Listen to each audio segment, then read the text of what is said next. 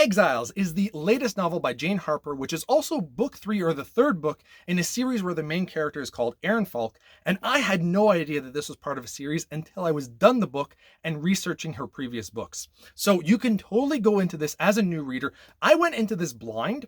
I had never read anything by Jane Harper before, as my friend and I wanted to read the same kind of book that was coming out at the same point, because he was finishing up a book and he said, hey, do you have any recommendations? And I said, instead of reading something that I've already read, let's both dive into something completely new that we've never read before and talk about it. So we did that, and I had so much fun. We finished in about 4 days. We both didn't expect to read it that fast necessarily, but we were keeping pace to try to stay at the same point so we could finish at the same time. Then we talked about it, and I just had a blast doing that, because this is a very cozy novel. It's a mystery novel. It's definitely not a thriller mystery. That's usually what I read. But this is much more of a mystery, and I don't even think it's a mystery thriller. It's just a mystery. It's a cozy slice of life, day-to-day kind of book that I've never read any slice of life books. And because of how much I enjoyed this book, I might start doing that. It's something that I might look into going forward. But we both just could not put this book down, and it wasn't the mystery that was driving us.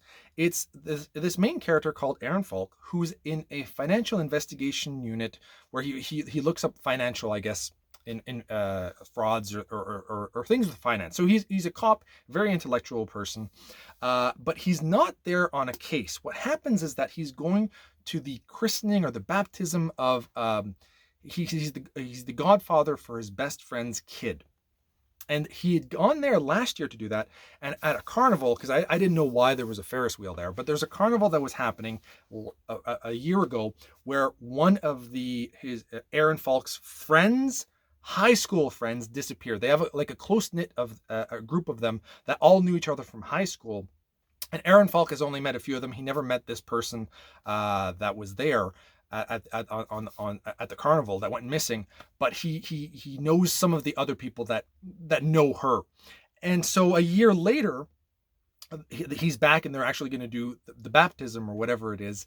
And it's also the 1 year anniversary of when this person went missing, and they still don't know what happened to her. So he's not really there on a case.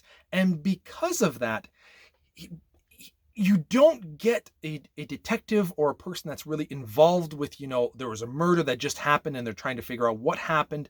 It's nothing like that. It's all stuff from a past. And just because he's there and everybody else knows this character that went missing, he starts asking questions, but he's not really even trying to solve the case. He's just looking into it because he's curious, because he's a cop, and his best friend also is a cop as well. And now they're trying to figure out, is this something that, did she commit suicide? Where's the body if that happened? Was she murdered? Was there foul play? Is she still alive? There's so many different things. And if foul play was involved, was it one of the high school friends that did something? And so now he's trying to look at his friends, and Aaron Falk is on the outside that's looking at the friends as well. So it's a really interesting aspect when you have that kind of storytelling. But what it is mainly is just the relationships between all these different characters, and seeing this Aaron Falk character just go through life within the week that he's over in town for this baptism. And I loved that aspect. There's something just so cozy, and I wasn't reading to find out what the mystery was, because you're really not getting. You're getting some information throughout, but it's a very slow burn. And that's the only negative, is that at the very end, I wanted a bit of a bigger conclusion. You get something, definitely, but it's not as big as I wanted it to be.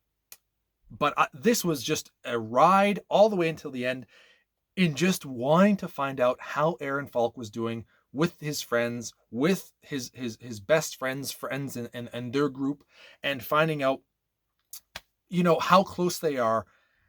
I just enjoyed it. It's a slice of life, and I really liked that. I finished it in four days, and the first 2 days I was working, so I didn't have as much time to put into it. But on the weekend, that's when my friend and I both finished it, and it was just a blast. So I'm going to give this a 4 out of 5 stars. Honestly, if the ending would have been better, I could say that this maybe 4.5.